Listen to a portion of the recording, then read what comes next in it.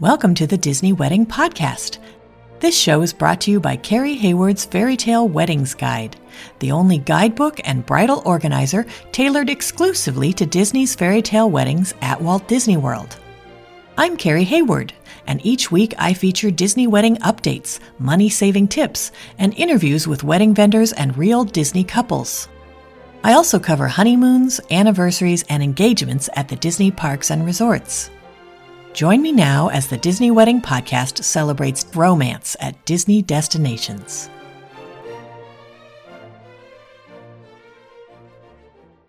Today on the Disney Wedding Podcast, I am speaking with Disney bride Alyssa Tapia about her Wedding Pavilion ceremony and her reception at the Grand Floridian Ballrooms 6 through 9 and a welcome party at Harambe Marketplace in Animal Kingdom. I thought you guys would be interested to hear how she chose all these locations and how she planned everything and how it all turned out. So welcome, Alyssa. Thank you. Thanks so much for being on the show today. I always like to start at the very beginning and find out how you and your fiancé decided that you wanted to have your wedding at Disney. I'm from San Antonio, Texas. Me and my husband are. And so I've been personally to Disney maybe like 25 times. And throughout my time of just dating my husband, he's gone with me about 5 or 6 times now to Disney World. And so we knew we wanted to have a destination wedding, and we both kind of just threw out the idea of having a Disney World wedding. And it was something we really wanted our family and friends to experience. And we're like, let's just have a Disney wedding. And we were like, we want it to be magical and everything. So that's kind of how we landed on Disney World, was we just enjoy going so much that we wanted to share it with our friends and family. That's wonderful. How did they react when they found out where the wedding was going to be? A few of them were hesitant. A lot of them were first timers. I would say maybe about 95% of my guests were first time to Disney. So it was something new. Some of them were really, really excited because it was a chance for them to go have a trip and go to a Disney wedding at the same time.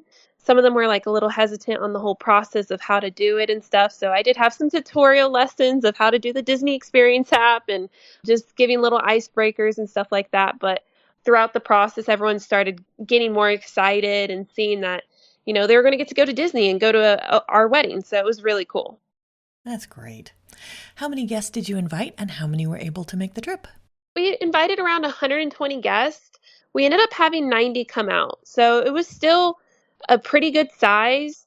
I was able to say hi to everyone, enjoy everything. I feel like we had a couple people drop out last minute, like the week of. I would say about 5 people just because of schedule changes or work didn't let them off, that kind of thing. So we ended up having around 90 people, and it was a great guest size, I would say, and really fun group. That's great to hear.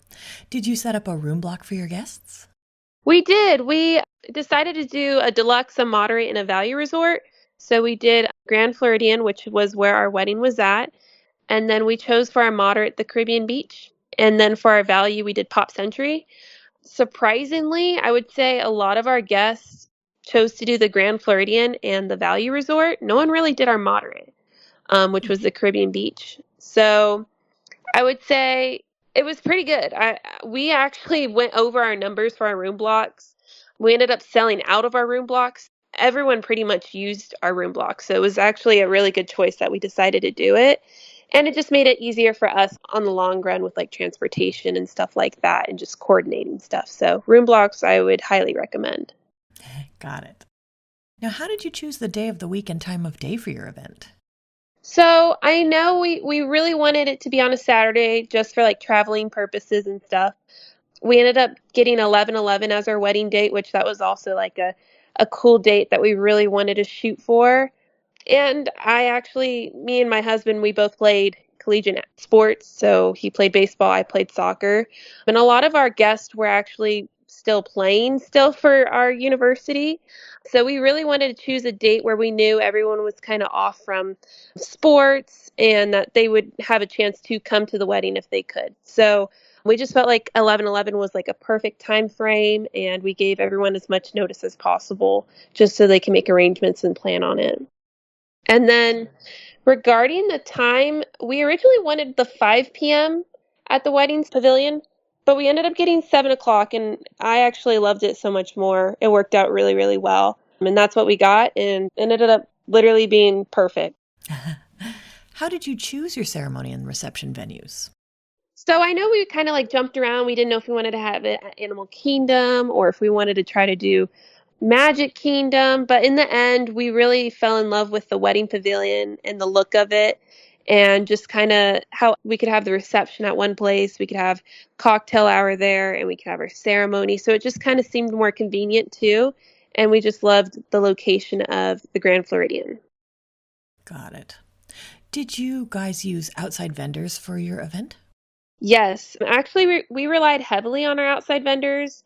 Pretty much everything we had an outside vendor for. So we used Kate Olivia Films. She was fantastic. She captured our wedding beautifully. She was our videographer. Curate Entertainment. We did DJ Malik. He was fantastic. Bluegrass Chic Floral. They did amazing on all the wedding flowers for the reception since they couldn't do inside the ceremony space. Kiss and Makeup Orlando did my hair and makeup. Literally the best my makeup and hair has ever looked before. We used Carol and Allen for our steaming services because coming from Texas to Florida, we needed someone to steam everything, and they did a great job. Orlando Flower Walls, they did a photo booth for us and a backdrop of a flower wall behind our sweetheart table. Let's Dance on It did our dance floor. A light up dance floor was really, really cool. And then we decided we wanted to swag the room, put some drapery. So we hired Swag Decor, and it looked amazing. It literally transformed the whole room of the ballroom. So that was amazing. And then we did Rosebud Calligraphy. She did our invitations and our signs and our seating chart. A Chair Affair. They did our chairs and linen and stuff like that. It looked beautiful. And then we used Michelle McGowan as our day of planner. So it was literally fantastic. All the vendors did amazing. I wouldn't change any of them. They did everything that I could possibly imagine and more. I was shocked when I saw it all come together. I was like, wow, crazy. It all literally came together perfectly. How did you find all your vendors? I really did research on Instagram. And then once I found them on Instagram and just kind of looked for ones that had like a good following, had good pictures of their items and what they did. And then I would look on Google and made sure they had actual reviews and validated that it was good. And then after that, I just messaged them and it all fell through. They responded all great, easy to contact, easy process. So yeah, Instagram was my main way of finding these vendors. Good to know. Okay. How did you choose your officiant? So our wedding officiant actually was our academic advisor when we were playing sports. So it was kind of cool. She was Jonathan's advisor for baseball, and she was my advisor for soccer. And she just kind of was the perfect middleman, you can say. So it was kind of a no-brainer, just kind of having a friend, someone that was, I guess, someone that connected both of us through our time through college and stuff and was really there. So we were like, why not ask our friend Beth to do it? And so it was a lot of fun choosing her. Did you add any kind of entertainment to the ceremony or the reception? Yeah, we actually did have a lot of entertainment. So one thing that I really wanted for the ceremony was a string quartet. It was beautiful. We also requested if they could play during cocktail hour, and they did. And we're like, just play Disney music during cocktail hour. So that was pretty cool. I really, really wanted the Cinderella coach, and I'm so glad I did it. I thought that was amazing. Once in a lifetime experience. When I did my second grand entrance with my second dress, we had Minnie and Mickey come out. And we didn't tell any of our guests we were having any of these surprises and stuff. So everyone was shocked. It was a lot of fun. I told Minnie and Mickey, I was like, I want it to be a dance party. I want everyone to be dancing. So that's what we did. And then towards the end of the night, we had Oda Loca come out. And that was booked through Curate Entertainment. And it was an hour of craziness, to say the least. It was so much fun. They got the crowd going, drummers, stilt walkers, dancers. It was so much fun. So that was our wedding entertainment. And then we had a few for the welcome party as well. Oh, what did you do at the welcome party? So the welcome party, we had Donald and Daisy come out and we requested their safari outfits. That was cool. We also had the African Royal Drummers play the whole time. So it was so cool, and they literally made the party go crazy. Everyone was dancing. It was so interactive. Yeah, I like can't get that out of my head. It was so much fun. And then at the end of the night, we also surprised our guests with riding Flight of Passage as our ride mix-in. So we really, really wanted that entertainment and experience aspect. So that's why we did so much. It was just like we wanted to be like the wow factor, and it really was wow. I was amazed. Like, it was so much fun. That's awesome. Do you have any menu items or cake flavors you would recommend from the welcome party or your reception? Out of talking to everyone, at our cocktail hour, we had the mac and cheese bar with Kahlua pork. We geared our menu to be more Polynesian inspired. So we really loved the spirit of aloha and ohana. And so we're like, we want our menu to be like that. So the mac and cheese bar, but we threw in that Kahlua pork, threw in that extra wow factor to it. Everyone wouldn't stop talking about how many cups they had to get of the mac and cheese. The beef skewers were amazing. That was another fan favorite. And at the welcome party, we had the cheddar soup with pretzels. And so that was really good. And we had the donuts flambe was another hit as well. So those were the top recommendations. And regarding cake, we decided not even to do cake. We wanted to do a dessert bar and have like ice cream. And because we were going for the Ohana feel, we did the banana bread pudding and stuff. So that's what we did instead of cake. And I'm happy we did that. That's great. Can you give my listeners a timeline of how the wedding day ran? So the wedding day was pretty cool. So at 7:30, we had fishing booked for our groomsmen to go fishing with Jonathan. So that was pretty cool. We rented out 3 boats and they all went fishing in the morning while the girls were getting ready for doing their hair and makeup. So our hair and makeup started at 6:30 in the morning for a 7:30 p.m. wedding. So it was crazy, but I really wanted to knock out photos, our first look beforehand and stuff. So we started our photography around 2 o'clock and we had our first look around 5. And after 5 o'clock, then we did our wedding photos with like our bridal portraits and bridal party and family pictures. So we knocked that out. And then I got onto the Cinderella carriage over at the convention center and it took me over to the ceremony that started at 7:30. And then our cocktail was from 8:30 to 9:30 in the Whitehall patio.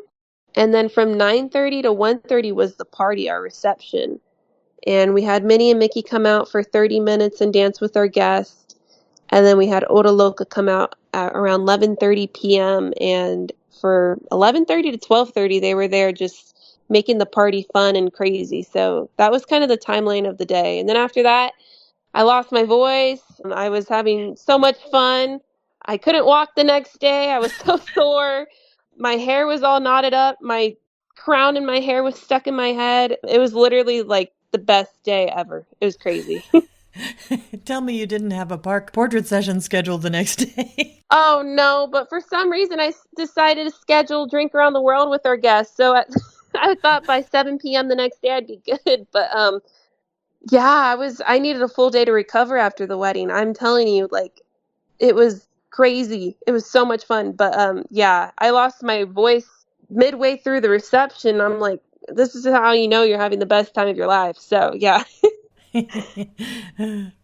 Okay, so when you were planning, what were some of the most important aspects where you focused your attention or your budget? So most important would be the entertainment and experience. And then I would say food would be our third most important thing.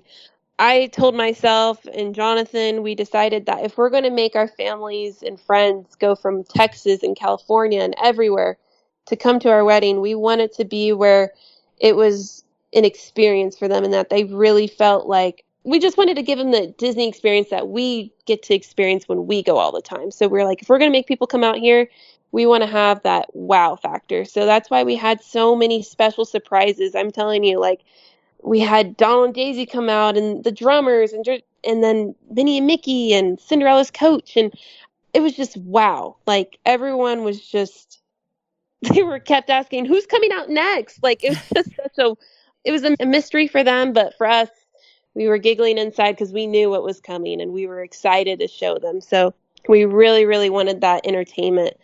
One thing we did before our welcome party was we actually had Hoop-Dee-Doo booked as our rehearsal dinner. We didn't have the traditional sit down, that kind of thing. Again, we wanted an experience. So me and Jonathan really love going to Hoop-Dee-Doo. We enjoy it. We think it's fun. So 60 days out, we were able to book it for 50 people, just our wedding party. So it was our treat to them. We thought it was perfect because it's all you can eat and drink, and it's a show, and it's fun. And I got called up onto the stage to do some dancing, and it was just so much fun. Like, and that's really what we wanted, was just that interactive wedding. And yeah, it was just everything you can think of. We just try to make it an experience. How did you decide to add dancers to the reception? You don't see that very often. Our DJ Curate Entertainment, they had a bunch of add-ins that you could add, and one of them that really stuck out was the Otaloka. They come in for an hour, and they're just supposed to make your wedding crazy, and that's kind of what we wanted. When I hired DJ Malik, I was like, okay, he's the top guy, and I wanted it to be a party. Mainly our crowd was, of course, family, but mainly college students, so I wanted it to feel like a party. And so we were like, what better idea than hiring these dancers to come out and surprise them, these drummers. And it was literally worth it. They had everyone on the dance floor. At one point of the night, we had a dance off, and the guys were like crawling on the ground, like matching the dancers because we were having a dance off. And it was just the funniest thing ever. But yeah, like dancers were perfect. It got the energy going the whole night. That's wonderful. Were there any aspects that were less important where you maybe saved your money or just your effort? So thinking about it, I was so stressed out with like the wedding pavilion. Like, how do I decorate it? Like, what do I need to add? And at the end of the day, I told myself I got to see it when I went and did my, like in June, we came out to Disney to kind of do a walkthrough and see everything, cake tasting, food tasting, everything. And I saw it in person. I'm like, it's beautiful. Like, it really doesn't need anything. And that's kind of where I was like, I could save some money there, not go so crazy with my decor, throw some candles in the front because it's going to be nighttime and really romantic. So I decided not to do any decorations there. One other thing that really didn't need decorations was the welcome party. I was so stressed out, like, how do I decorate this space? And it was just adding up, and it was like, I could cut that out. And when I ended up going to the party, I was like, I didn't need little candles in the middle of every table. Like, I didn't even notice it. You know, it was more the environment, the entertainment, the people that I focused on, and the food. So it was like I could have saved on the candles at the welcome party. So yeah, those were the kind of things that I was like stressing out about that I didn't really need to. It was just extra. What ended up being your favorite memory of your wedding day? Honestly, when I think about it, my videographer captured the day so perfectly and highlighted all the little pieces that when I watch it, I'm like, oh, I love that moment. I love that moment. So it's kind of hard to focus on my favorite memory because literally the whole day, I just think about it in my head all the time, like how perfect it was. When we were getting married and exchanging our vows, there was fireworks going off in the background. Like it was so magical. And we did our send off and went out to Picture Point on the side of the building, and more fireworks were going off. So it was just like the perfect day. And I was a little worried in the morning, like it rained. And I was like, oh my gosh. But, you know, they said it's good luck. So I was like, okay, I'll take the good luck. But when we did our first look, I'm telling you, there was a beautiful rainbow just right in the sky in our first look. And I was like, wow, like it's like magical fairy tale here. It's crazy. So yeah, it was just all of it was my favorite memory. That's awesome. Did anything go wrong or just not turn out like you expected? I would say one thing. So I would say Michelle did a fantastic job with like hiding the stuff that honestly, I don't even know what went wrong or if something did go wrong because she did a great job of doing what she was supposed to do. But the only part on my end that I noticed that went wrong was when we did the carriage ride, I wanted to have a send off so we could come back and take our pictures with the horses and the carriage, you know? So we did our send off through the bridge. We get on the carriage, and during that time, everyone's supposed to go to cocktail hour. And then me and Jonathan would like loop around. They set a big circle and then like come back. And then everyone would be gone and take pictures, right?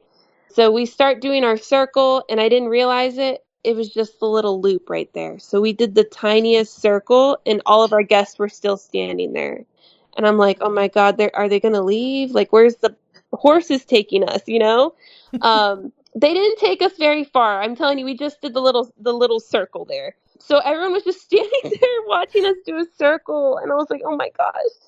And we came back, and everyone was standing there, and I unloaded the carriage again, and then we started taking pictures, and everyone was still there watching, and in my head I'm like, I wanted everyone to go, you know what I mean?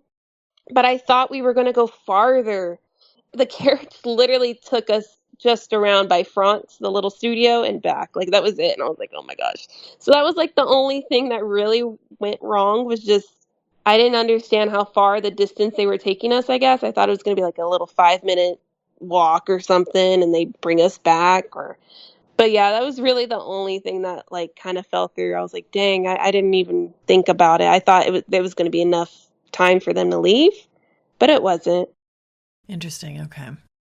Was there anything that seemed like a big deal beforehand or you were worried about, and then it turned out not to be a big deal? Oh, a big one that I would say was I was so stressed out. I was like, do I need transportation to take my guests to the ballrooms? Because I kept reading on Facebook, like everyone was like, oh, you need a bus. Some people were like, you could just walk it. So I was just like, I didn't know what I should do. Because I know everyone's in heels, it's a long night, that kind of thing. But it ended up, I didn't even need it. No one complained about it. It worked out perfectly. I was able to save money there. One thing that we did do at the end of the night was we did have a bus company outside vendor charter up. They were able to come after the wedding around like 1:40ish and pick all our guests up who stayed in our room block and take them back to their rooms. That was one thing we really, really wanted, because we knew it was late in the evening. Everyone had a few drinks. We wanted them to get back safely. So we had that transportation on the way out. And so I was glad I did that instead of wasting the money just to drive them 2 minutes to the ballrooms, if that makes sense. Right. I wonder if that's why they were still hanging around after the carriage came back, because they weren't being herded onto a bus like they normally do. So none of my guests knew that we were going to have a bus. So when they arrived for the wedding, there was no bus. They arrived on their own because transportation was running normal. They could get there on their own. So everyone just arrived. And so the way they got there was the way they got there. So none of my guests knew that there was going to be any buses the whole night. I didn't end up putting it on my wedding website. I didn't say anything. It was just more like complimentary at the end of the night. So I really think that they were just watching for the horse thing. I think they were just watching us, and before you knew it, we were already heading back. And so none of them cleared it way. And I wish someone would have been like, hey, everyone, let's go to cocktail hour, like, and started the journey. But they didn't. They just stood there. Is there anything you would have done differently knowing what you know now? I would have cut out on the decorations for the welcome party. I would have asked someone to just shoo everyone away from the carriage send off just so it was that. But honestly, other than that, like, there was nothing that really went wrong the whole day. That's wonderful. Do you have any other tips or advice for future Disney couples? I would say book the DJ, book the videographer. The DJ really did set the tone for us. Everyone kept talking about how good of a DJ he was, and I can't get over it. He was amazing. My videographer, my pictures, I'm like, those are the memories. Like, even to this day, I sometimes catch myself just watching the video that Kate Olivia made for us. I was like, it's so perfect. And our wedding pictures from Kristen Weaver, perfect. Like, I really think investing into that, because that's what you get to look back on. I would say trust your wedding planner, your Disney wedding planner. I had Karen, and she was amazing. Karen Surratt. I actually got to see her at the wedding. I was like, oh my gosh, this is the person I've been emailing and had a Zoom call with. But I know it's hard for some brides just to trust your planner. And, you don't get to see everything behind the scenes, but they're doing what they're supposed to be doing. And they're doing everything to execute your vision. And Karen did amazing. And I was so excited to meet her. I was like, I really want to meet my wedding planner. So she did great. I would say one of the biggest hits at our wedding was the Celebrate app. All of our guests were able to upload any videos, any pictures to this wedding album on an app.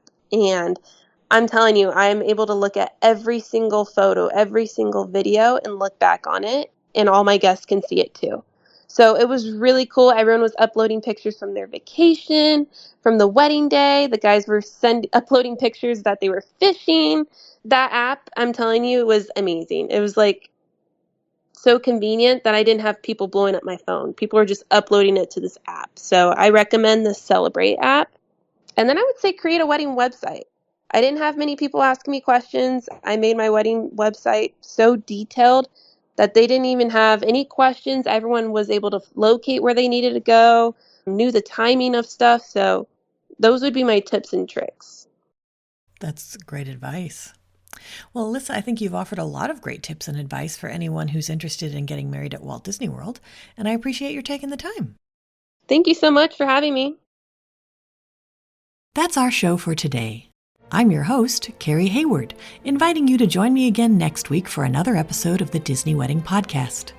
Past shows and tons of photos for each episode are available on my website, DisneyWeddingPodcast.com, or listen in your favorite podcast app.